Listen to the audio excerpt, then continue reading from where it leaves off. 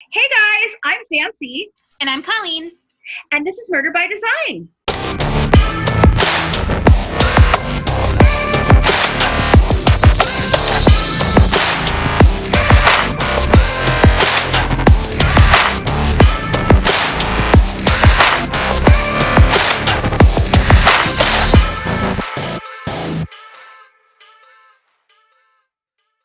Hey guys, welcome back to the Good Wives Guide to True Crime. Tonight we have a special guest with us. It is Elaine Smith, and she has led an amazing, interesting, crazy life. So welcome, Elaine. We're so happy to have you here tonight. Thank you. It's great to be here. Thank you. So you at one point in time were an FBI agent, yes? Yes. But before that, though, you and your husband, I think I read somewhere that you and your husband were school teachers. And so your husband changed careers first, right? Yes. Okay. And what made him decide to change careers? Because FBI agent is a far cry from teaching. Well, you know, we had a friend. This was during the Vietnam War, and he went to law school. And then as soon as he graduated, he was approached by the FBI to find out if he would, join the FBI. We were friends of his, and we were very excited about him being approached to join the FBI.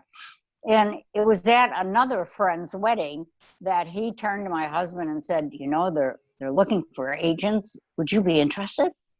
And sure, school teaching is a good job. I loved it. But, being an FBI agent was like, oh, wow. Very exciting, glamorous. Right? Yeah, exciting and glamorous. So did he have things that qualified him to be an FBI agent? Was there a reason why they were coming for him? Yeah. Yes, they do. First of all, you have to graduate from a 4-year academically recognized school. Mm-hmm. And then you need law school or a CPA or some unique talent that interests or catches the eye of the FBI.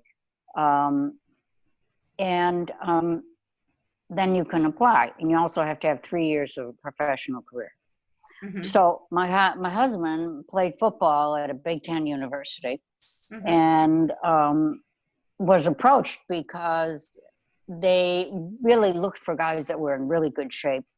And Tom has led a very normal, clean life and was in graduate school, and they just decided that, wow, he might make a good candidate. Well, then he became an agent for 10 years, and then he said, Hoover died, and they're now looking for women, and I think you'd be really good. And I brushed him off. That's awesome. You're like, heck no, I'm teaching junior high. What are you talking about? Time to join the FBI. I'd love just to be approached by the FBI. Like, hey, good job. Yeah, yes. That would be great. Yeah. I tell people that all the time. Why don't more women, particularly, think of making this a career? Right. Because many of us out there have the qualifications. But you just don't think about it. I think it's it's a man's world, and it's a man's job. You think of mainly a man for the job. I think women have come a little bit further though. Now that it's been a little bit further. When I joined, there were 10,000 agents and 300 women. Wow. Oh my gosh. Wow. So what's the percentage? So I just checked today, and there are like 10,000 agents, and there are maybe 12,000 agents, and there are 3,000 women. So we're getting much better. Much better. Yeah, that's a lot. That's still, a big that's increase. A very small percentage. Yeah. I think hopefully as, the world keeps advancing and, the country keeps advancing, that there's more opportunity. Like, I think I just saw the first female African-American woman became it's something super in the military, like really high up. Admiral General, something like that. Yeah, like an admiral or a general or something. It was like for an experienced thing too, but it was like she was the first woman to ever do it, and so I think it's just really cool that now society is much better adapting to allowing women, I'm hoping that they get a little bit better about allowing transgender people as well. But I mean, we're going to take it step by step as an advancement as we can. And Yes. women in power, always good. Yes. So did it take a lot for your husband to convince you? Because you said you blew him off at first. So what did he do to get you to say yes? I had a friend tell me that I was terribly out of shape. And I started working out. I have always been naturally very thin. So I would sit on the couch and smoke and not gain weight, and it was just fine. But I couldn't play a couple games of tennis without being winded. And she said that I was out of shape and I should do something about it. And I was really pissed. And I started running and walking. I could run 1 block and then I had to walk, run 1 block and then I had to walk. So it was a very gradual progression. And my husband saw me doing this and he said, my God, you're getting really better and much better. And well, are you sure you wouldn't be interested in it? Well, I guess doing that after about a year or so, it did give me the confidence to apply for it. I wasn't confident that I would get the job. I was confident that I could teach school. I was confident that I taught in the ghetto in Chicago, which was very rough. It's very rough. Yes. And now just running and lifting weights gave me an unknown confidence. And that was when I considered becoming an FBI agent. And do you think that your time at, like you said, you were teaching junior high in Chicago in the ghetto. So do you think that was really helpful in your transitioning into being an FBI agent? Do you think that helped you? Oh, yes, absolutely. Absolutely, because it introduces this whole segment of the population that you really have no chance to meet. And you get to know the children, you get to know the teachers that are teaching in those schools and meeting the parents when they showed up. And just see what's going on in this neighborhood and what is the school offering to the population, to the, community members. Oh, yeah, so I think it was great. Yeah, I think having, that experience definitely brings something to the table that other people don't. Everybody's backgrounds, family life, your life experiences bring something to the table. Yes, and I think they saw that. And I think they also were under a court order that they better get a lot of women pretty soon. Otherwise they're going to lose lawsuits. Or they're going to be in big trouble, right? Yeah, you got that. That's so funny. So what was okay, go ahead, Colleen. I was going to say, what was the most grueling part of training for you? The physical, the mental, or the psychological? Well, I think the physical was. Yeah. It was really, really tough. It was really like going into the boot camp. And if you aren't accustomed to shooting weapons, it's a grueling thing to learn how to shoot a pistol and a revolver and a shotgun and a rifle and an AK-47. I mean, you have to shoot all those things. Right. Outside and not shoot them for a little bit, but hours on hours, like 3 hours every afternoon. Oh my goodness, so that is a it lot. was physically very tough. This classroom wasn't tough. The law wasn't tough.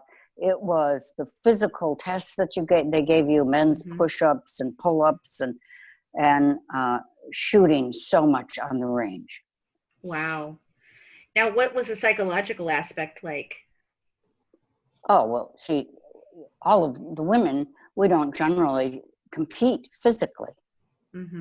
We don't, very few of us, for sure in my generation, didn't compete on a regular basis. They had no sports teams that were women at my high school. Sure. So I couldn't play basketball. I couldn't run track. I couldn't do any of those. Baseball, nothing. So that was an area that we hadn't explored. But then my experience as a teacher and in the ghetto, and you know, hearing shots fired outside the window and whatnot. Also made me able or much more confident that I could go into these environments and survive and maybe get people to talk or maybe to like me. Yes, absolutely. So you and Tom were one of the very first married couples at the FBI. So did there I have think to the be first. Any, yeah, we were the first. Wow. So did there have to be any rules changed or accommodations that were made for that? No, there really weren't. No, there were no restrictions. Although they said, well, we might not assign you both to the same offices, but we'll assign, but if we do, well, like I would have been sent to Milwaukee and he'd stayed in Chicago. Now that would have been pretty horrible. I live in Milwaukee, so. Oh, okay. It's interesting that being the first couple, because there's definitely, you know, nowadays there's those rules, conflict of interest, you know, you gotta definitely, you know, and there is a lot of like, you know, inter-office romance and things like happen. So ours wasn't an inter-office romance. Oh, right, you guys were before. Yeah, there were many husband and wives in the FBI, but we were the first one that my husband was in, and then I became an agent. Yeah, that's so cool. So,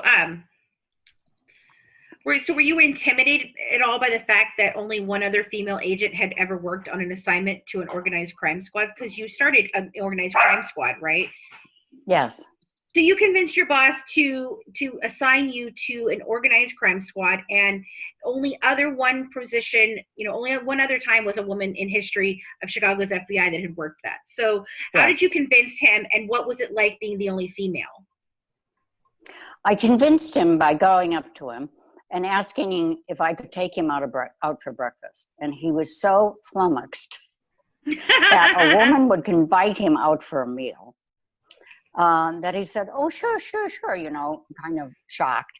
And the next day I took him, met him, went to his office and took him just down the street for us to have a breakfast. And I told him how I grew up in Chicago. I was always very interested in the mob. I thought it was a enormous influence in growing up, and I would like to work the cases against the mob members. You know, we had a lot of mob murders in Chicago. Yeah. We had a lot of headlines. There were always people being found dead in trunks. So every day as a kid, I would see some reference to the mob. So yeah, it was interesting. Oh yeah, I mean, back then the mob was a big deal. You know, I mean, it's not as much so now. No. And they've kind of moved out of Chicago. You know, it's more just a New York. When you think about the mob, you think of New York, but it was very much in Chicago at the time too. So you get on this crew, and it's an investigation of targeting Ken Ito, right? And it's been going on for over 30 years. So you say in FBI jargon, this was an old dog case, right? So, and the men of FBI, they wanted you to prove yourself by solving a case that nobody else had, and then you do, right? So that's amazing, right?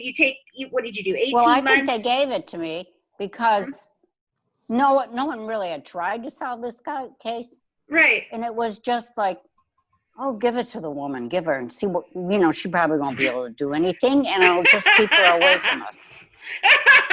But you do solve it, and 18 months later you gather enough evidence, right?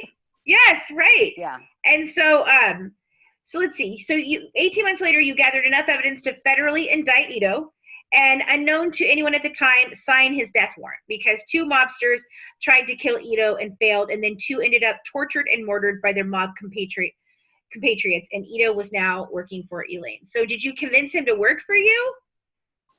You know, what I did with him was when we raided his gambling place, and when I had a search warrant for that, I talked to him and said, you know what, we really want you to cooperate. We'll take care of you. We'll, you know, give you protection. And he said, he patted my hand and said, oh, thank you, Elaine, because he remembered my name when I introduced myself. I don't think so. So then it was like 18 months later, finally we get him indicted, and I arrest him. And I tried to flip him again and schmoozing him and he once again says no. So now he's got a federal indictment, and his boss in the outfit, Vince Solano, finds out about it. And he immediately thinks, Edo can't be trusted. He's not Italian. He's not a MAID member, but he's known us for 30 years. We've worked with him in 30 years, and he can really hurt us.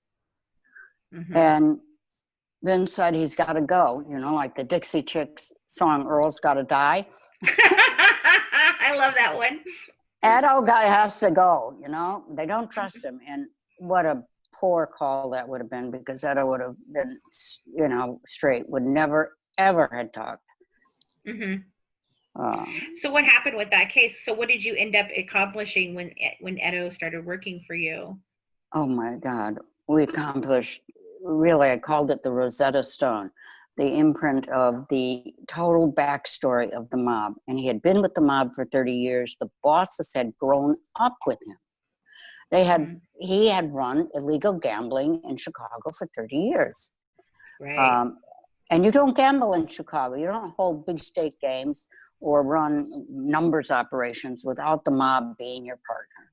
Right. And that had happened 30 years ago. And he was, so he remembered, and surprisingly, he had almost a photographic memory. That's really interesting. Yeah, shocking. So you had mentioned, Milwaukee, and obviously Chicago is closer to Milwaukee. I know a lot of former mob families in Milwaukee. In fact, my mom's family was. So what kind of activity typically were the mobs in the Midwest doing? Was it mostly gambling? Gambling, prostitution. Gambling and prostitution was, they were doing some stolen goods, but not, there was a real risk with, fencing and moving stolen goods.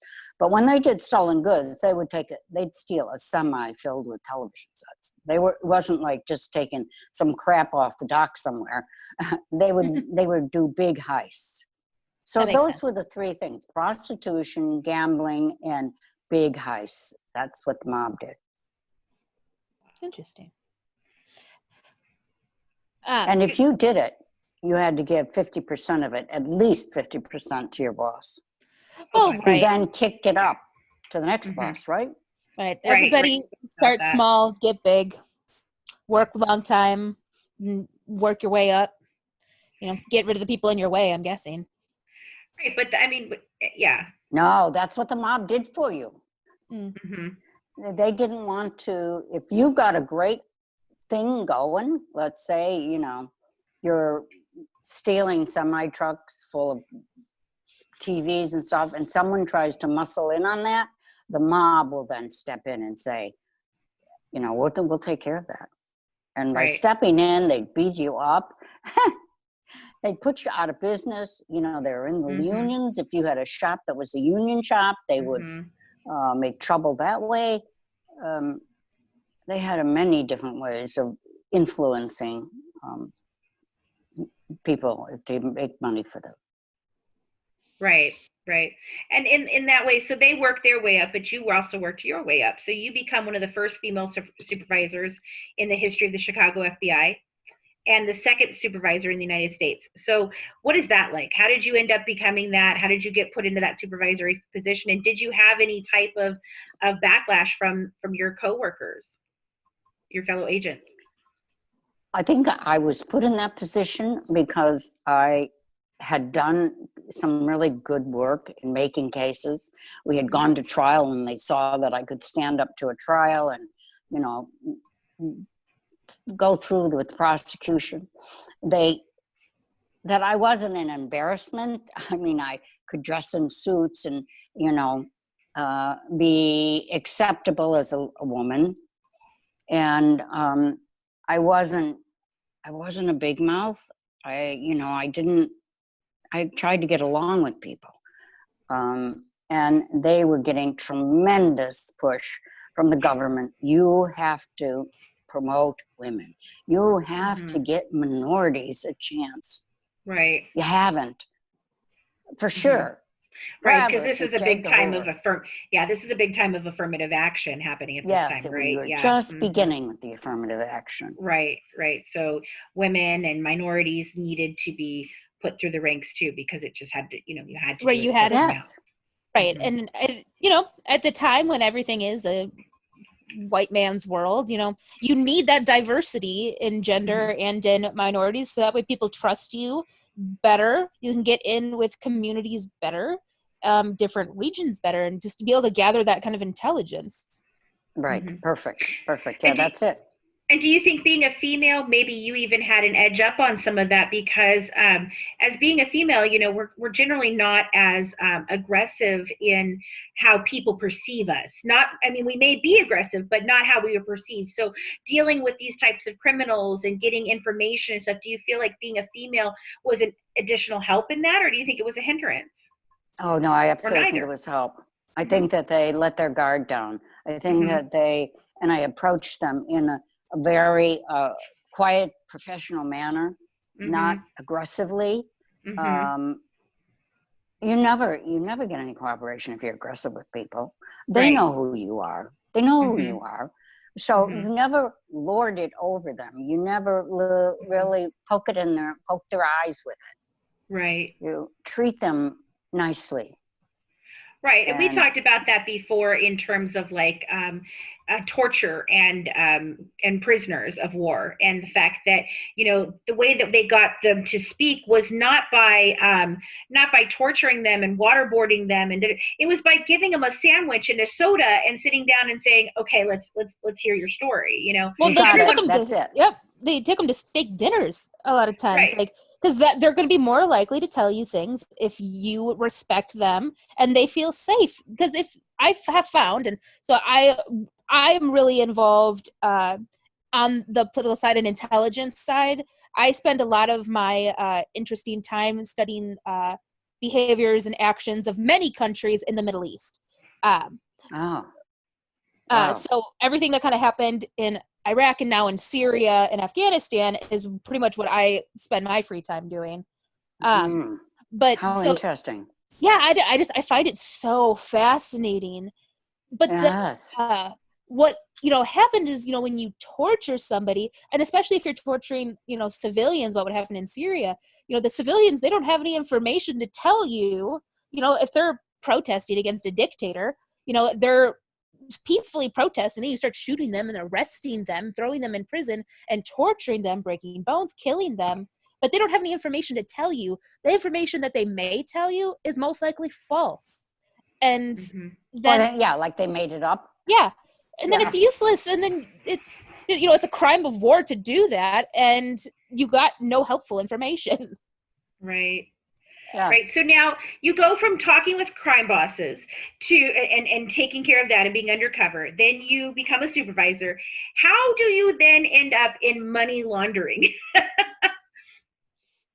I worked a case with DEA, and it was targeting a very large cocaine ring that had direct sources in Colombia. And I was told I had to work the case with DEA. Well, so DEA is much more macho than the FBI. Yes. And their attitude is really kind of hardcore.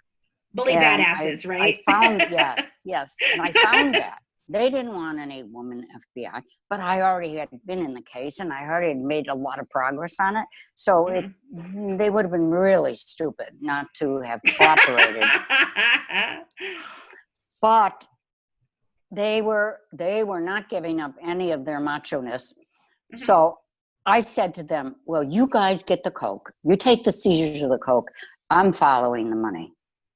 Right. And I followed bank records and currency exchange records and any way that I could find how they transported money and how, if it was moved in the banking system in the United States, that you could immediately, for every transaction, you could charge them with a count of money laundering. So it came to be like the elephant in the room, because they were going to do some really big time, because little Miss Elaine proved that they had done transactions through a U.S. bank, and they got a count of money laundering for every transaction. Every time you go to the bank to make a deposit, that's a count in your indictment. Wow, that must have been a lot of counts for money laundering. That must have been what? A lot of accounts for money laundering. Well, you know, here's the thing, though. I always said I'd follow the money, and I did try to follow the money, but I found out that I was much more successful in running up people, you know, approaching them to cooperate, because they tried to sidestep the banks as much as they could. They tried to keep it in the underground banking system that exists in the United States through currency exchanges and, you know, general loans that are made in neighborhoods and such like that. Cars, buying of cars with cash. So this car dealer would deposit $30,000. Well, nobody's looking at the car dealer, but I've got a friend that's in the outfit and he needs me to launder this, and he'll give me $500 if I do it, if I run it through my auto business. Right. So at the same time that you're in this money laundering situation, I'm just wondering, so Frank Abagnale Jr. was coming up through there as well as a con man and helped a lot in the money laundering situation. Did you ever get a chance to run in with him at all? I met him. I've met him after he gave us, you know, he gives speeches, and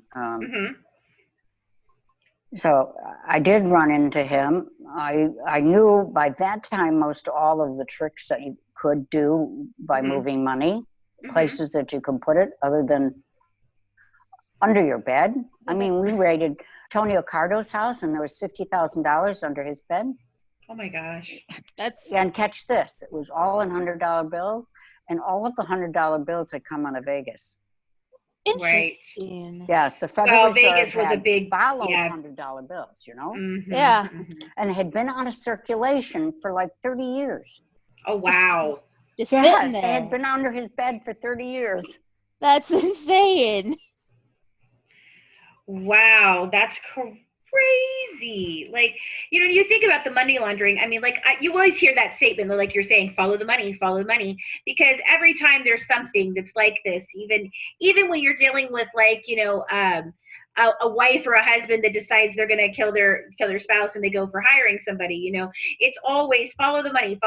Even with Epstein, it's been follow the money, you know, and where is it going and how is it happening? Like, it's definitely, yes, you know, I'm waiting for that right? to come out on Epstein. Oh, I know. We are so waiting for this. You have no idea how excited we are about that case. I know, and it's so crazy that, you know, we're waiting and we're excited, but, you know, it's interesting. I'm waiting for that case to get broken wide open. Like, I know what's going to happen. I'm just waiting for it. I think it's going to break open really big. It's going to be huge. There's royalty, there's politics, there's celebrities. Yeah, it's really interesting. Colleges. It's going to be huge, and I'm here for it. Yeah, it's rich. It's going to be rich. And so, what was the response to you writing your book, A Gun in My Gucci? Well, I had some Japanese businessmen approach me, really, an editor of a newspaper in Japan, and they approached me soon after I retired. And actually, they approached me before I retired, and I said, of course, I can't speak to you about anything. So then they just kept me on their Rolodex, I think, and approached me a couple years after, and I said, no, I'm not interested. I'm a grandmother now, and I'm just gonna, you know, kick back. They let it sit for a while, and then they approached me again and said, we'll give you $25,000 to write a book. So they got my attention. I thought, well, gee, maybe I can just go upstairs in the spare bedroom. Just start in my spare time while I play with little baby on there. I'll write a book, right? Right. That was about it. About it. How did your former agents feel? How did they feel about it? Were they surprised? Were they upset that you wrote this book? You know what? I never talked to the guys that I worked with after it. Like, did you read my book? Or because there was always a matter of jealousy. They thought it was like you were selling the family secrets, or what are you doing making money on your experiences in the FBI? That's a cheap shot. Wow. So looking at your bio here, you had a lot to do with the 19 terrorists in 9/11. So tell us about that. Like, what did you have to do with that? Gee.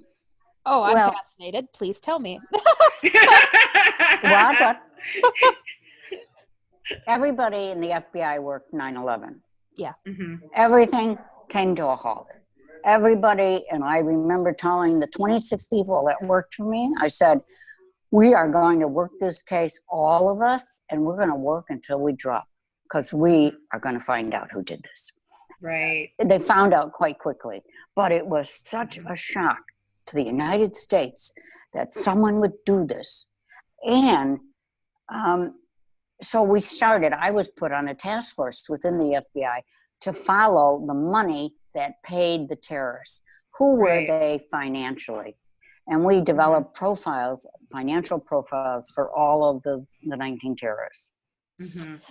And because we had to get to the bottom, who financed this? Right. And, where did they come from? I found it very interesting at the time, how, we knew it, like, we figured out who they were, but then we figured out, I don't know, the whole Iraq, Afghanistan war. And I found, we did, later on, just recently, past few years, we killed Osama bin Laden. But he wasn't even in either of those countries. He was in Pakistan. But then, so again, because Middle East stuff, I think I have so many books about all of it. But I recently you have a deeper understanding than anybody. Let me tell you. Yeah, it's a fascinating subject, and I've spent many years learning about Abu Ghraib and a lot in Syria, just because I thought that was so crazy, in ISIS. But I recently discovered like a dark part of Twitter, where there are still, like, the Taliban and ISIS have Twitter accounts. And they tweet out, like, the photos. Like, I had recently saw a couple of videos, like, praising Osama bin Laden. I'm like, what is this? And, like, and videos of 9/11 saying that was the best day of their life. And I was like, the fact that, like, kind of that ideology still happens, and people thought that was okay. Like, I get it. We have killed a lot of people in their countries. So, like, I totally kind of get it from that perspective. But I think it was a shock to the entire world that something that large scale happened, and so many people. We got caught with our pants down that day. I mean, it just happened. My father was career military special investigations, and we've had many conversations about what happened that day, and what he can tell me from what he knows, and he worked as well, but he can't say a whole lot, it's just not what anybody thinks it is.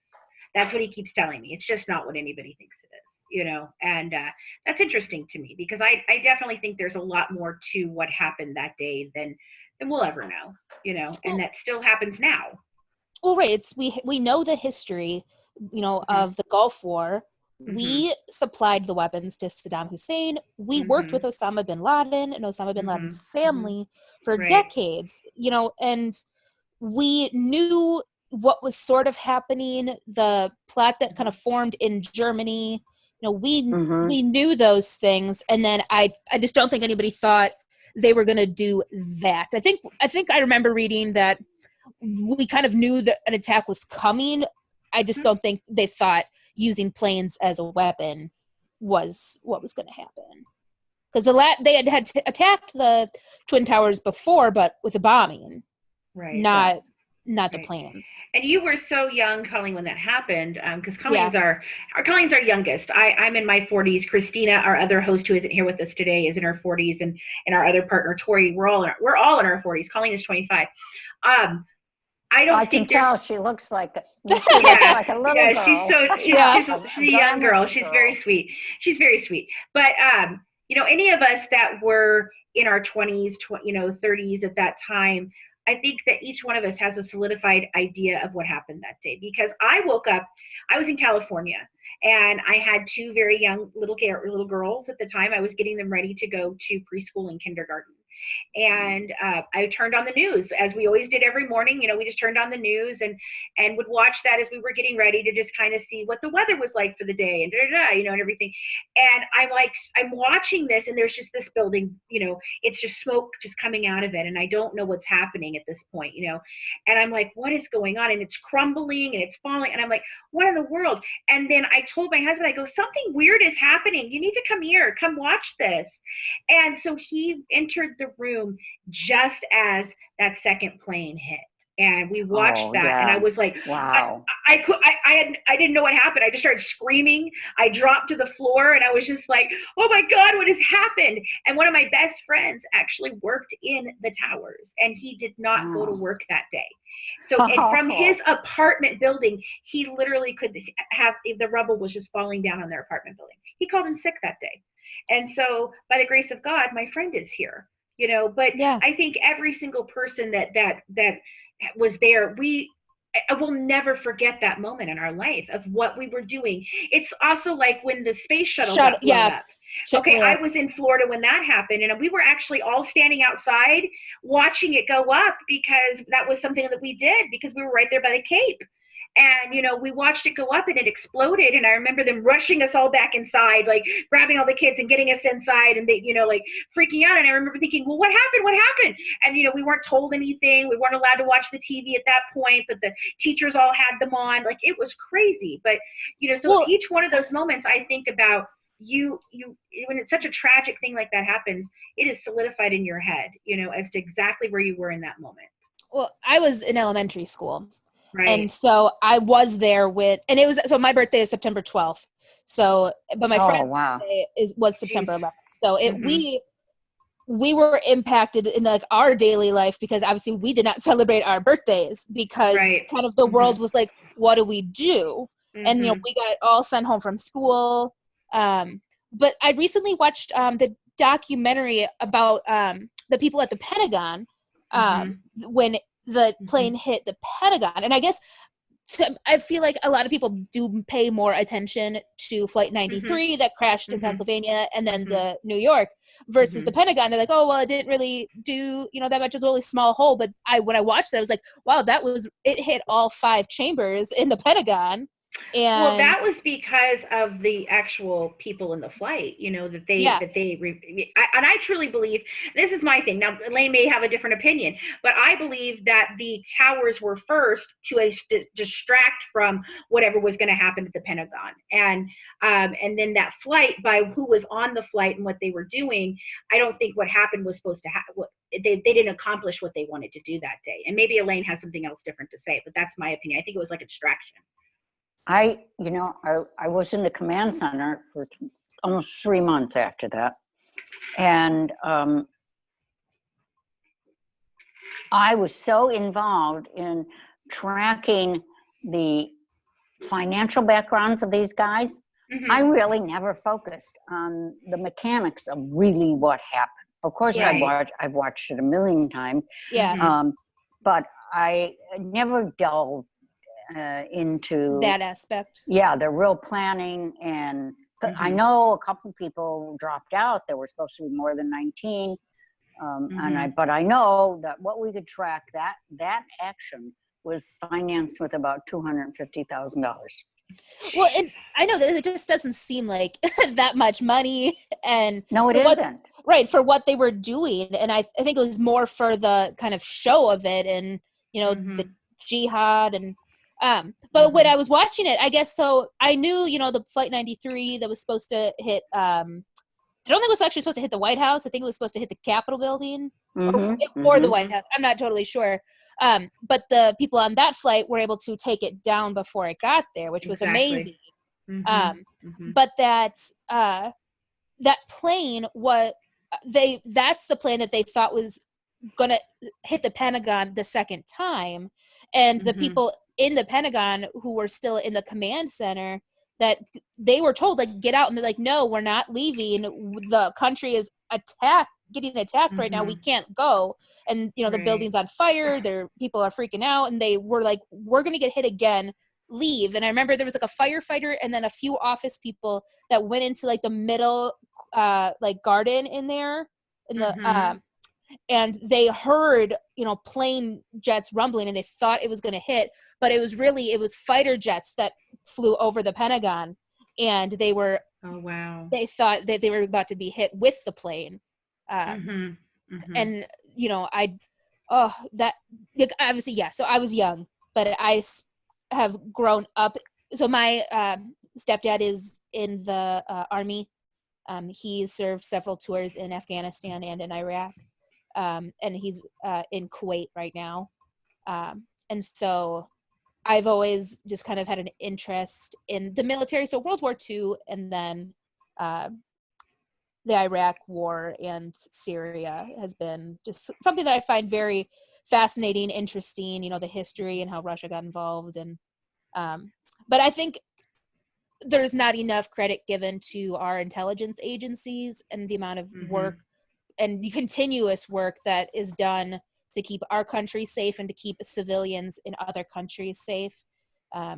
And, I believe that we always try our best to do what we have to do to keep people safe and to fight on the right side of things. I mean, yes, we all make, mistakes and, learning lessons, obviously, like Abu Ghraib, but I think, our intelligence community, they do a lot, and, they work in extremely dangerous situations to get that information. So I'm going to say thank you so much, Elaine, for, your work. Well, I can tell you a story about Chicago in 9/11. Yes. So we have the big conference room that we turn into like the command center. And we didn't let the Chicago police in. We didn't let anybody in. This was our case. We're the FBI. We got this case. So the CIA came and said, hey, don't you think we should come to your command center? And they were turned away. Yeah. They said, go home. We don't need you right now. And I think then somebody with half a brain thought, well, this is really stupid. We should get these guys right in with us. And then that started the opening up of, the Chicago police then were allowed to bring people in, CIA, DEA, everybody that has intelligence. Right. We need everybody's effort. Hands just on deck. because, I didn't investigate terrorists or foreign officials or anything like that, but that doesn't mean that they don't have input to what happens here in the United States. So finally, the FBI, the bosses, opened their eyes and said, man, we got to get help. We got to get their help. We got to know their information. And then the cooperation started, but I'm telling you, it wasn't really close before. I think that day, I believe that's why they, for the first time, grounded all flights, because they didn't know, are there more hits? I remember that Chicago was really worried because of the Sears Tower. Yes. Yeah. California was very worried because of, honestly, Disneyland, and because so many people frequented there. You wouldn't think of it being a place to attack, but if you think about wanting to attack American families and American people, where do they all flock to? Like this amazing theme park. That theme park had huge things, and there was so many things in California that they could have hit and attacked. And so yes, but California didn't take it seriously. My daughter was teaching school. They didn't dismiss school.